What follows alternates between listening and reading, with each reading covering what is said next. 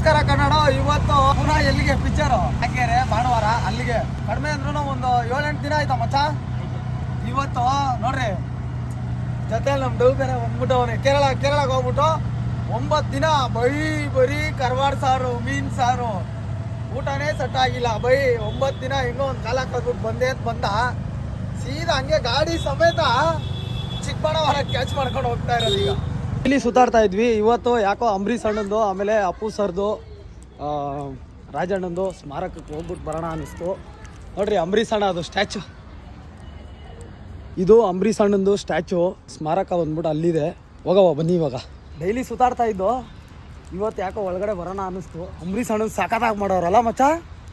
ನೋಡಿ ಅಲ್ಲೆಲ್ಲ ಏನೋ ಮ್ಯೂಸಿಯಂ ಥರ ಎಲ್ಲ ಏನೋ ಮಾಡ್ತಾವ್ರಲ್ಲ. ನೋಡಿ ಅಲ್ಲೂ ಮ್ಯೂಸಿಯಂ ಥರ ಏನೋ ಮಾಡ್ತಾ ಇದ್ದಾರೆ. ಓಕೆ, ಸ್ಟ್ಯಾಚು ಸಖತ್ತಾಗಿದೆ.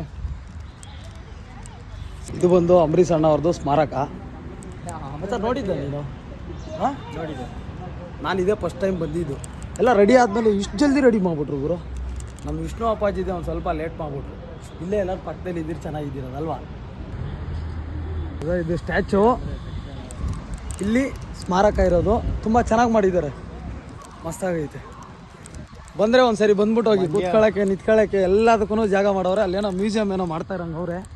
ಆಗಲಿ ಜಲ್ದಿ. ಅಂಬರೀಷ್ ಅಣ್ಣನ ಸ್ಮಾರಕ ನೋಡ್ಕೊಂಡು ನಾವು ಹಂಗೆ ಪಕ್ಕದಲ್ಲೇ ಇರೋದು ರಾಜಣ್ಣ ಅವ್ರದ್ದು, ಆಮೇಲೆ ಅಪ್ಪು ಸರ್ದು, ಪಾರ್ವತಮ್ಮ ಅವ್ರದ್ದು. ಟೋಟಲ್ 3 ಸ್ಮಾರಕ ಇಲ್ಲಿದೆ. ಇದು ಅಪ್ಪು ಸರ್ದು, ರಾಜಣ್ಣಂದು ಅಲ್ಲೈತೆ, ಅಂಬರೀಷ್ ಅಣ್ಣಂದು ಈ ಕಡೆ ಕಂಠೀರವ ಸ್ಟುಡಿಯೋ ಒಳಗಡೆ ಅಂಬರೀಷ್ ಅಣ್ಣಂದು ಇರೋದು. ಪಕ್ಕದಲ್ಲೇ ರಾಜಣ್ಣಂದು, ಅಪ್ಪು ಸರ್ದು, ಆಮೇಲೆ ಪಾರ್ವತಮ್ಮ ಅವ್ರದ್ದು. 3 ಜನದ ಇಲ್ಲೇ ಇದೆ. ಇದನ್ನು ಮಸ್ತಾಗೈತೆ ಗುರು. ಕೂತ್ಕೊಳ್ಳೋಕ್ಕೆ ಇಲ್ಲ ಎಷ್ಟು ಸಿಕ್ಕಾಪಟ್ಟೆ ಜನ ಬರ್ತಾರಪ್ಪ. ಸೋಮವಾರ ತುಂಬ್ಕೊಬಿಟ್ಟವ್ರಲ್ಲ ಮಚ್ಚ. ಆದ್ರೂ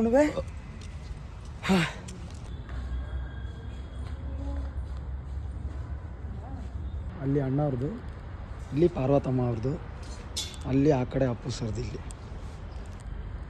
3. ಇದು ಬಂದು ಡಾಕ್ಟರ್ ರಾಜ್ಕುಮಾರ್ ಅಣ್ಣವರ ಸ್ಮಾರಕ. ಇದು ಇದೆ, ಬನ್ನಿ ಇನ್ನೂ ತೋರಿಸ್ತೀನಿ. ಇದು ನೋಡ್ಕೊಳ್ಳಿ. ಇದ್ದಾರೆ ರಾಜಣ್ಣ. ಏನು ಇದು ಮುಂದ್ಗಡೆ ಎಲ್ಲ ಈ ಥರ ಮಾಡಿದ್ದಾರೆ. ಮೈಸೂರು ಕಡೆ ಹೋದಾಗ ಅಪ್ಪಾಜಿದ್ದು ಒಂದು ಸ್ಮಾರಕದ ಬ್ಲಾಗ್ ಥರ ವೀಡಿಯೋ ಮಾಡಿಬಿಟ್ಟು ಹಾಕ್ತೀನಿ. ಓಕೆ, ಇಷ್ಟು ನಾವು ಮುಗಿಸ್ಕೊಂಡು ಇವಾಗ ತಿರ್ಗಾ ನಾವು ಎಲ್ಲಿಗೆ ಚಿಕ್ಕಬಳ್ಳಾಪುರಕ್ಕೆ ಹೋಗ್ಬೇಕೀಗ. ಚಿಕ್ಕಬಳ್ಳಾಪುರಲ್ಲ, ಫಸ್ಟ್ ಲಗ್ಗೆರೆಗೆ ಹೋಗ್ಬೇಕು. ಲಗ್ಗೆರೆಯಿಂದ ಚಿಕ್ಕಬಳ್ಳಾಪುರ ಹೋಗ್ಬೇಕು. ನೋಡೋಣ, ಆದಷ್ಟು ಜಲ್ದಿ ಮುಗಿಸ್ಬಿಡ್ತೀನಿ. ಥರ ಏನೋ ನೆಮ್ಮದಿ ಅನಿಸ್ಬಿಡ್ತು ಗುರು. ಬಂದಿದೆ ಯಾವುದೋ ಒಂದು ದೇವಸ್ಥಾನಗಳಿಗೆ ಬಂದಂಗೆ ಆಯಿತು.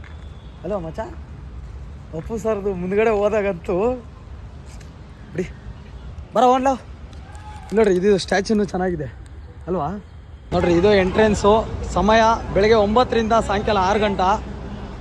ಜನ ಇದ್ದೇ ಇರ್ತಾರೆ ಎನಿ ಟೈಮು. ಇಲ್ಲೇ ರಾಜ್ಕುಮಾರ್ ಸಮಾಧಿ ಎಲ್ಲಿ ನೆರಳಕ್ಕೆ ಬಂದಿರ್ತಾನೆ ಈ ಕಡೆ ಎಲ್ಲ.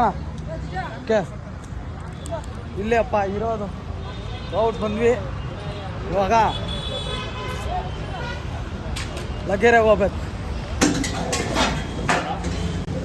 ಗಾಡಿ ಎಲ್ಲ ಫಿಟ್ಟಿಂಗ್ ಮುಗಿದ್ಬಿಟ್ಟು ಬಾಡಿ ಫಿಟ್ ಮಾಡ್ತಾವ್ರೆ. ಬಾಡಿ ಫಿಟ್ ಮಾಡಿದ್ದೆ ತಗೊಂಡೋಗ್ಬಿಟ್ಟು ಚಿಕ್ಕಬಳ್ಳಾಪುರಕ್ಕೆ ಬಿಡಬೇಕು. ಟೈಮು 5:34. ಹೆಂಗಿದ್ರು ಮನೆಗೆ ಹೋಗೋಷ್ಟು ಹತ್ಕೊಂಡು 10 ಗಂಟೆ ಆಗೋಯ್ತದೆ. ಬನ್ನಿ ಬಿಡವ ತಗೊಂಡೋಗಿ. ಲವ್ 7 ಗಂಟೆ ಆಯ್ತಲ್ಲ ಟೈಮು. ಇನ್ನೂ ಬಾಡಿ ಫಿಟ್ ಆಗಿಲ್ವೇನೋ? ಹಾಂ, ಹಾಂ, ಇವಾಗ ಎತ್ಕೊ ಹೋಯ್ತಾ ಇರೋದೆ ಅಷ್ಟೇ. ಇನ್ನೂ ಐತೆ. ತುಂಬು ಹೃದಯದ ಧನ್ಯವಾದಗಳು. ಉಡ ಮಚ್ಚ ಬಿಸಿ ಕಾಯಿಸ್ಕೊಳಂಗೆ ಮಾಡ್ಬಿಟ್ಟೆ ಅಲ್ಲಿ ಉಡ.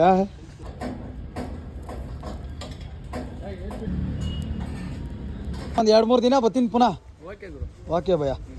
ಬಂಗಾರನೆಲ್ಲ ತುಂಬ್ಕೊಂಬಿಡಲಿ, ಜಲ್ದಿ ಮನೆಗೆ ಹೋಗ್ಬಿಡೋಣ ಭಯ. ಬಂದ್ಬಿಡೋಣ.